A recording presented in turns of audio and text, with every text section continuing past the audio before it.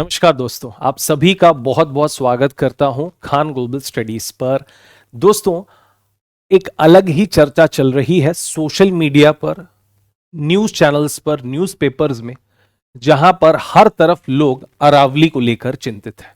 और होना भी चाहिए, क्योंकि हमारे देश के सुप्रीम कोर्ट ने 20 नवंबर 2025 को एक जजमेंट पास किया। हाँ, डेट अच्छे से याद रख लीजिए, बात जो है अभी की नहीं है, बात ये 20 जो है वो नवंबर की है। 20 नवंबर को जजमेंट पास किया गया था। 20 नवंबर को जो है सुप्रीम कोर्ट जजमेंट देता है और कहता है कि 100 मीटर की पहाड़ियां अगर 100 मीटर से छोटी हैं तो वह अरावली नहीं मानी जाएंगी, और 100 मीटर के ऊपर की पहाड़ियों को ही अरावली माना जाएगा। अब सोशल मीडिया पर जो पर्यावरण की चिंता करने वाले लोग हैं, वो सब प्रश्न उठा रहे हैं कि इससे तो पूरा अरावली ही खतरे में आ जाएगा, दिल्ली पूरा मरुस्थल बन जाएगा। और सच में यह चिंता वाली बात भी है, क्योंकि अरावली को उत्तर भारत का लंग्स भी कहा जाता है। अरावली जो है उत्तर भारत के लिए वाटर रिचार्ज करती है। पश्चिम की तरफ से आने वाली जो गर्म हवाएं हैं, उनसे प्रोटेक्ट करती है, एक तरह से ग्रीन वॉल का काम करती है अरावली। तो फिर सुप्रीम कोर्ट को आखिर क्या हो गया है, ऐसा फैसला क्यों सुनाया उसने? क्या सरकार और सुप्रीम कोर्ट खनन माफियाओं के बारे में सोच रहे हैं? लेकिन फिर भी अब हमारे देश का सुप्रीम कोर्ट है, तो क्यों ना हम बाय प्रोसेस पहले समझते हैं पूरा मामला क्या है, फिर आखिर में आप फैसला कीजिएगा कि क्या जो है वो हमें इस पर कमेंट करना चाहिए, और सुप्रीम कोर्ट ने सही किया है या गलत किया है, वो सब आप बताएंगे कमेंट में। चलिए, तो सबसे पहले अब जब जिस अरावली की बात कर रहे हैं, तो उस अरावली के बारे में थोड़ा सा पहले जान लिया जाए। दोस्तों, जब हम अरावली पर्वत श्रेणी की बात करते हैं, अरावली माउंटेन रेंज की बात करते हैं, तो ये अरावली माउंटेन रेंज जो है वो लगभग, जैसे अगर गुजरात से ये शुरू होते हैं, गुजरात से शुरू होते हैं, फिर राजस्थान तक जाते हैं, फिर हरियाणा और दिल्ली, इस तरह से जो है ये पूरे अरावली माउंटेन रेंज या अरावली पर्वत श्रेणी जो है वो फैली हुई है। और ये अगर बाय किलोमीटर देखी जाए तो लंबाई में लगभग 700 किलोमीटर के आसपास है, 700 किलोमीटर। और अगर चौड़ाई की बात की जाए इस माउंटेन रेंज की, तो 10 किलोमीटर से लेके 10 to 100 किलोमीटर जो है वो इसकी चौड़ाई है अलग अलग जगह पर। ये जो चौड़ाई है ये बेसिकली कितनी है, 10 से 100 किलोमीटर तक है, अलग अलग इलाकों में अलग अलग है। और जो लेंथ की बात अगर की जा रही है, लंबाई की बात की जा रही है, तो भैया ये बेसिकली 700 किलोमीटर है। अब मुझे इसके बारे में जब मैं जान रहा था, पढ़ रहा था, तो मुझे पता चला कि राजस्थान में माउंट आबू में जो है इसका सबसे ऊंचा शिखर है, जिसे गुरु शिखर बोला जाता है। क्या बोला जाता है? गुरु शिखर। तो राजस्थान में माउंट आबू में ये जो गुरु शिखर है, गुरु शिखर जो है ये राजस्थान का भी सबसे ऊंचा शिखर है, और साथ साथ में ये जो है वो अरावली का भी सबसे ऊंचा शिखर है, गुरु शिखर। अब गुरु शिखर की अगर मैं लंबाई आपको बताऊं, तो इसकी लंबाई जो है 1722, ऊंचाई मतलब कहना चाहिए, ऊंचाई जो है वो 1722 मीटर है। 1722 मीटर जो है इसकी ऊंचाई है। तो कुल मिलाकर डायमेंशंस तो आपने समझ लिए है ना। पलनपुर गुजरात, यहां जो गुजरात से ये जो शुरू होती है, ये कहां से शुरू होती है? तो गुजरात में जो है ये पलनपुर के पास शुरू हो रही है। पलनपुर गुजरात से ये शुरू होती है माउंटेन रेंज, और दिल्ली के आसपास जो है वो ये दिल्ली में जाकर जो है, दिल्ली के किनारे या दिल्ली के वेस्ट में जाकर जो है ये समाप्त होती है। अब ये पश्चिम की तरफ से जो गर्म हवाओं के थपेड़े होते हैं, उनके ऊपर ये ग्रीन वॉल का काम करती है, और ये लगभग पूरे उत्तर भारत को जो है वो डेजर्ट या मरुस्थल में तब्दील होने से बचाती है। तो आखिर क्या हो गया सुप्रीम कोर्ट को, क्या फैसला सुनाया सुप्रीम कोर्ट ने? अब मैं आपको दोनों जो है अक्षरशः बता देता हूं कि दोनों तरफ बातें जो है वो क्या हो रही हैं। ठीक है, सबसे पहले एक और चीज मैं आपको बता दूं कि इसमें 3 रिवर भी हैं जो कि पूरब की तरफ जो है वो बहती हैं, 3 नदियां भी हैं, है ना। अब वो नदियां कौन कौन सी हैं, नदियां भी अच्छे से ध्यान रख लीजिए। एक तो बनास रिवर है, बनास रिवर है ना, उनका भी जल भरण क्षेत्र है। फिर इसके बाद साबरमती है और लूनी नदी भी है ना। तो बनास, साबरमती और नूली, इन सब का जो है, लूनी का भी जो है, ये क्या है, जल भराव क्षेत्र है। मतलब इन पहाड़ियों से ही बह बहकर जो है इन नदियों में पानी आता है। तो इस तरह से पूरे उत्तर भारत को रिचार्ज करने में भी इनका बड़ा इंपॉर्टेंट रोल है। अब सुप्रीम कोर्ट अपने जजमेंट में क्या कहता है, ये जो है बेसिकली मैंने जो है बहुत ध्यान से पढ़ा, क्योंकि सुप्रीम कोर्ट के जजमेंट पर बात करना, पर्यावरण के मुद्दे पर बात करना, इतने विवादित मुद्दे पर बात करना अपने आप में एक जिम्मेदारी वाली बात है। तो सबसे पहले सुप्रीम कोर्ट ने अपने फैसले में कहा कि देखो भाई, ये है कि ये माइनिंग अभी कोई नई बात नहीं है, और ये जो डेफिनेशन है ये अकेले राजस्थान में 2006 से लागू है।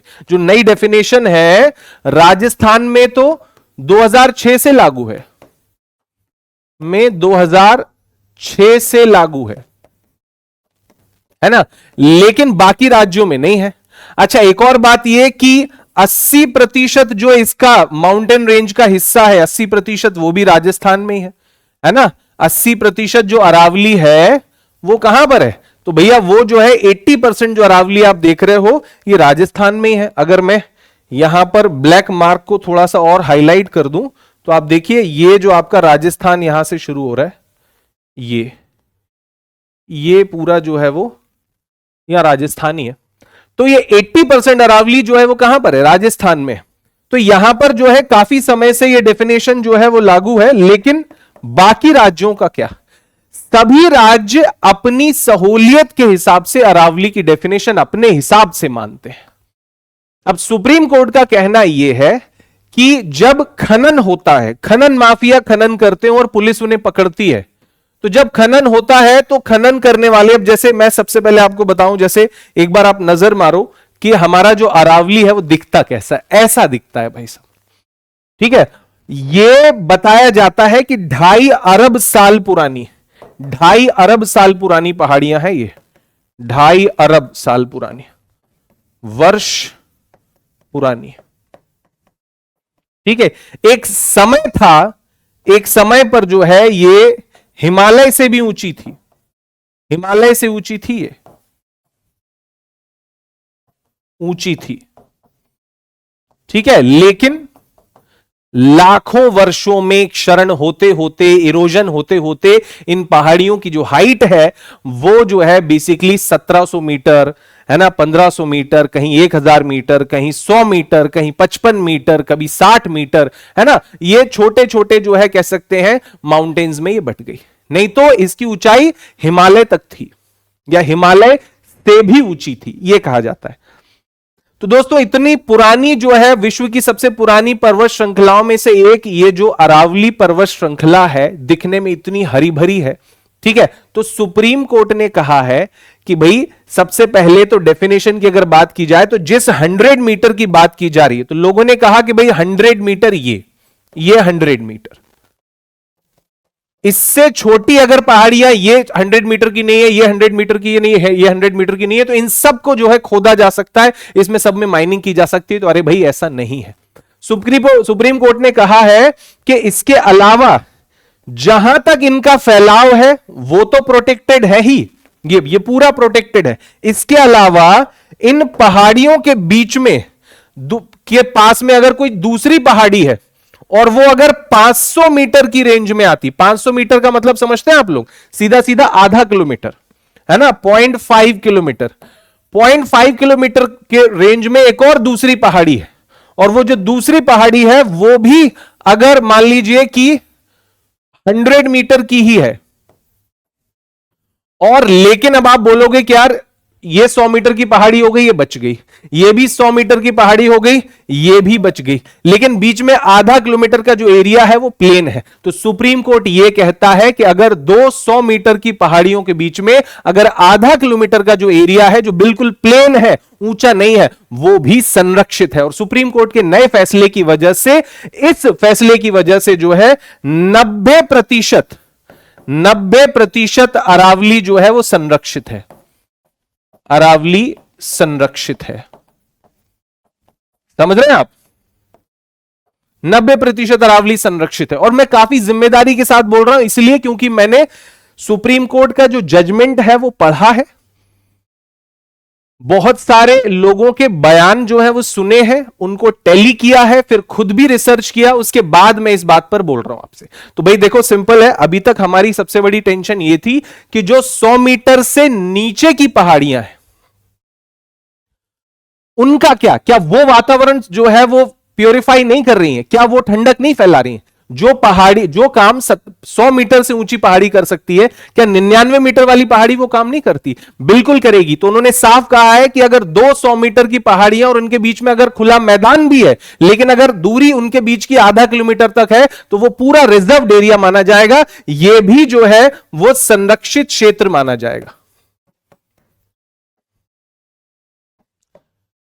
ठीक है, अब ये क्यों लाना पड़ा? तो भाई जैसे मैंने कहा कि सुप्रीम कोर्ट ने कहा है कि अब यूनिफॉर्म डेफिनेशन होगी हर राज्य में। अरावली की डेफिनेशन राज्य अलग अलग मान रहे थे।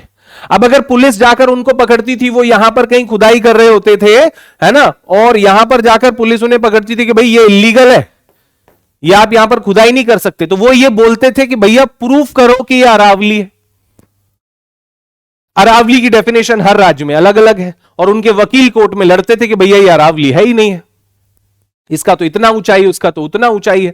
तो भाई यहां पर साफ साफ उन्होंने कह दिया कि अब क्या होगा, चारों राज्यों में, गुजरात, राजस्थान, हरियाणा और दिल्ली, चारों राज्यों में डेफिनेशन एक होगी, अलग अलग डेफिनेशन नहीं होगी, ताकि वकील या जो संस्थाएं हैं या खनन माफिया हैं, ये कानून का लूप होल जो है उसका फायदा उठाकर वो जो है वो खनन ना कर पाए।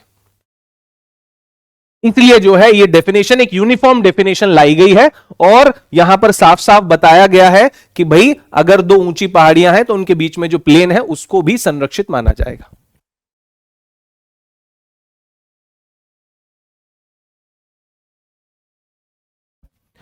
अच्छा, अब इसके बाद फिर अब सभी राज्यों में डेफिनेशन एक है। 100 मीटर का कॉन्सेप्ट भी बता दिया मैंने, 500 मीटर का कॉन्सेप्ट भी बता दिया है। अब एक और चीज कि सुप्रीम कोर्ट ने यह भी बोला है कि चलो ये सब 90% एरिया प्रोटेक्टेड हो गया और इसमें बहुत सारे जो हैं वो नेशनल पार्क्स भी हैं, वाइल्ड लाइफ सेंचुरीज हैं, है ना, वेटलैंड्स भी हैं, उसकी वजह से भी नो डेवलपमेंट जोन है, नो माइनिंग जोन है ना, वहां पर भी जो है माइनिंग भी नहीं हो सकती। तो माइनिंग जो हो सकती है केवल कितने प्रतिशत क्षेत्र में हो सकती है? लीगल माइनिंग, लीगल माइनिंग जो है, लीगल जो खनन है, खनन केवल 2% क्षेत्र में हो सकता है, क्षेत्र में हो सकता है, हो सकता है। क्लियर है? केवल 2% क्षेत्र ऐसा है जो जहां पर लीगल माइनिंग हो सकती है। लेकिन अब ये जो 2% है उसमें भी मैं आपको बता देता हूं, यहां पर एक और पैंच जो है वो फंसाया गया है। सबसे पहले आपको बता दूं कि ये परमिशन जो है वो मतलब या ये जो माइनिंग है उस पर बात करने से पहले मैं दो और पॉइंट्स जो उन्होंने बोले गए हैं। सबसे पहले तो क्या क्या बताना पड़ेगा, उन्होंने बोला है कि सबसे पहले तो आपको जो है वो प्लान बनाना पड़ेगा। एक तो उन्होंने बता दिया भैया 100 मीटर वाली डेफिनेशन, है ना, दूसरी उन्होंने बता दी 500 मीटर डिस्टेंस, है ना, ये लेंथ, और तीसरी चीज जो उन्होंने बताई है कि भैया आपको जो है एक सस्टेनेबल माइनिंग प्लान बनाना पड़ेगा, सस्टेनेबल माइनिंग प्लान, है ना, किसके लिए? वो जो 2% एरिया बच रहा है ना जहां पर माइनिंग हो सकती है, क्योंकि इन दो शर्तों की वजह से 90% तो प्रोटेक्टेड हो गया, यहां पर अब नहीं हो सकती माइनिंग। लेकिन ये 2% में जहां माइनिंग हो रही है या हो सकती है वहां पर पहले प्लान बनाना पड़ेगा, सस्टेनेबल माइनिंग प्लान जो है बनाना पड़ेगा। मतलब कि ऐसा प्लान जो पर्यावरण के अनुरूप हो, पर्यावरण अनुरूप आपको खनन योजना बनानी पड़ेगी, खनन योजना बनानी पड़ेगी। अब उस योजना में आपको क्या क्या बताना पड़ेगा क्या क्या चीजें बतानी पड़ेगी, ध्यान से सुनो। सबसे पहले बताना पड़ेगा कि भैया खनन के लिए सुरक्षित जगह कौन सी है, खनन सुरक्षित जगह कौन सी है वो बतानी पड़ेगी। दूसरी खनन के लिए सुरक्षित जगह बतानी पड़ेगी। फिर कौन से जो है नो गो जोन्स हैं, जहां जाना ही नहीं है, खनन नहीं करना है, नो गो जोन्स भी बताने पड़ेंगे। ठीक है, फिर इसके बाद पर्यावरण पर क्या प्रभाव पड़ेगा वो भी बताना पड़ेगा, प्रभाव वो भी बताना पड़ेगा। और चौथी चीज जो है, खनन के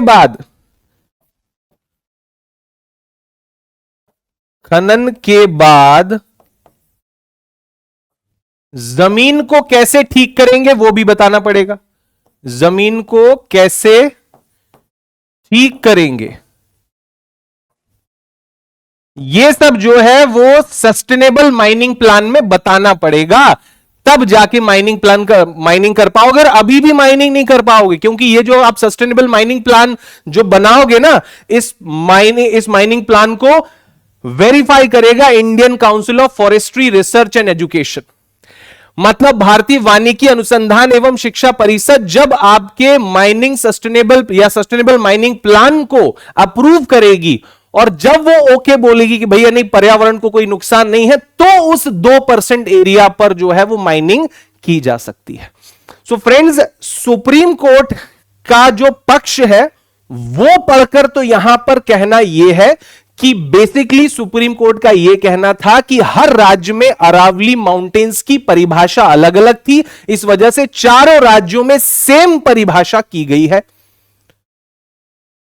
और दूसरी बात, 100 मीटर से ऊपर के जो पहाड़ हैं वो अरावली हैं, ये डेफिनेशन बिल्कुल सही है, सुप्रीम कोर्ट ने इसको स्वीकार किया है, गवर्नमेंट ने इसको प्रपोज किया है। लेकिन सुप्रीम कोर्ट ने एक और चीज में बताई है कि अगर 100 मीटर की पहाड़ियों के बीच में 500 मीटर का डिफरेंस अगर है, तो वो 500 मीटर का पूरा एरिया भले ही वो प्लेन क्यों ना हो, आधा किलोमीटर का वो एरिया भले ही वो प्लेन क्यों ना हो, वो जो है वो क्या होगा, अरावली ही माना जाएगा, वहां पर भी खनन नहीं हो सकता। और इस एक क्लॉज की वजह से, इस एक कानून की वजह से या इस एक फैसले की वजह से, नियम की वजह से 90% अरावली जो है वो माइनिंग से प्रोटेक्टेड हो जाता है। ठीक है, बाकी भी बहुत सारे वेटलैंड्स और नेशनल पार्क्स की वजह से भी जो है वहां पर नो माइनिंग जोन है। मैंने बताया कि केवल 2% एरिया है जहां पर की खनन हो सकता है। लेकिन अब जो इतना प्रोटेस्ट हो रहा है उसका क्या, तो देखो भाई, ये सोशल मीडिया की ताकत है कि अगर कहीं कुछ भी सही या गलत हो रहा है लेकिन आप तक जानकारी पहुंचाई जा सकती है, लेकिन इसके बीच में बहुत सारे लूप होल्स भी हैं। क्यों? क्योंकि सटीक और सही जानकारी का होना भी बहुत जरूरी है। तो पर्यावरण को लेकर चिंता जायज है, जो लोग भी पर्यावरण को लेकर चिंता कर रहे हैं डेफिनेटली ये करनी चाहिए, तभी प्रशासन जागता है और गलत फैसलों को लेने से बचता है या उसे गलत फैसलों को लेने से रोका जा सकता है। तो फिलहाल तो 20 नवंबर को सुप्रीम कोर्ट ने जो फैसला दिया है उसकी डेफिनेशन मैंने आपको बता दी है। अब बाकी जितनी भी चीजें हैं, चिंताएं हैं, है ना, जो खनन जो है वो नहीं होना चाहिए, क्योंकि मैं आपको बता दूं कि हमारे और आपके घरों में जो मार्बल लग रहा है ना, वो मार्बल भी वहीं अरावली से आ रहा है। ऑलरेडी बहुत सारा खनन हो रहा है। तो एक पक्ष ये भी हो सकता है कि सुप्रीम कोर्ट की नई डेफिनेशंस की वजह से रिस्ट्रिक्शंस अब और बढ़ेंगी। और एक और बात, एक और चीज जो मैं आपको बता रहा हूं कि जब तक सस्टेनेबल माइनिंग प्लान नहीं बन जाता, जब तक सस्टेनेबल माइनिंग प्लान नहीं बन जाता, सस्टेनेबल का मतलब आप समझते हो, सतत पर्यावरण के अनुकूल प्लान नहीं बन जाता, तब तक नई खनन लीज